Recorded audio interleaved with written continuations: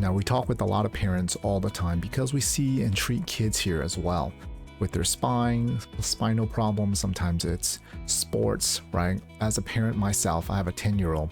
We all want our kids to have the best health, the best life possible.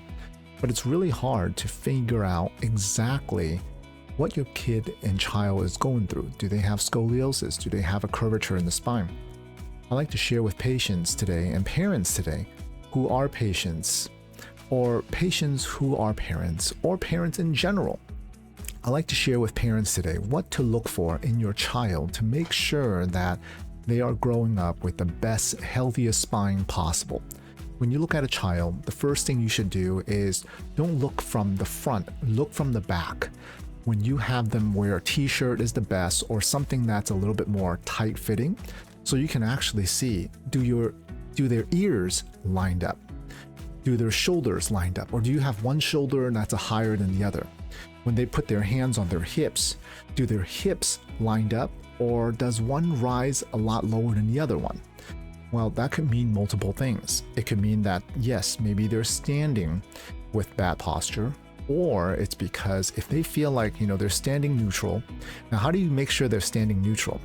You have your son or daughter walk in place. So they just pick up their feet back and forth and just walk in place, okay? Do 10 steps, and then have them put both feet down, look straight, completely arms down to the side, have them just relax.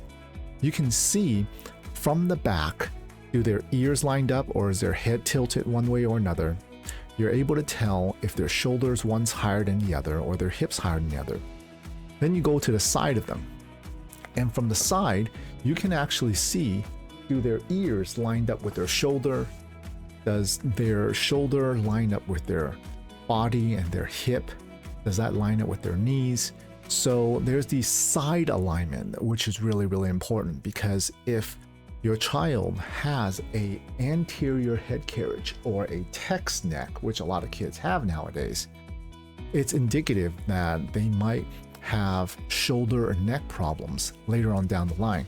Now that's going to affect them in sports, whether they play, baseball, football, tennis, soccer, whatever it may be. The head being a lot further forward is going to affect their performance in the sport, because now their body's center of gravity is shifted forward. They're more likely to fall forward, trip on themselves, and it's going to cause a lot of neck, and then their lower back and hips will start compensating for those problems as well. We see a lot of athletes in here, young athletes, where they have hip problems or hip flexor problems, and the hip flexor is right between your lower back and it comes through into the hips itself. So they might have a problem picking up their leg if they do track and field, have problems running really quickly because their leg does not pick up the right way, or in terms of our sports players like hockey, football, every time they're taking a big step, they're reluctant to take a big step because their hip flexor is bothering them. And that's usually one of the signs that they have problems. Now, to test out whether your child's hip flexor is strong or not, or if there's weakness on one side versus the other, you have them lay on their backs. And when they're laying on their backs, you have them pick up one leg at a time. You have them pick up one leg at a time, and then you press down right above the ankle to see if they can keep that leg straight. If they can keep both legs straight and it's the same strength, great. But if one leg is a lot stronger than the other, now that's indicative of a hip flexor problem. Is that coming from the neck, the hip, the lower back?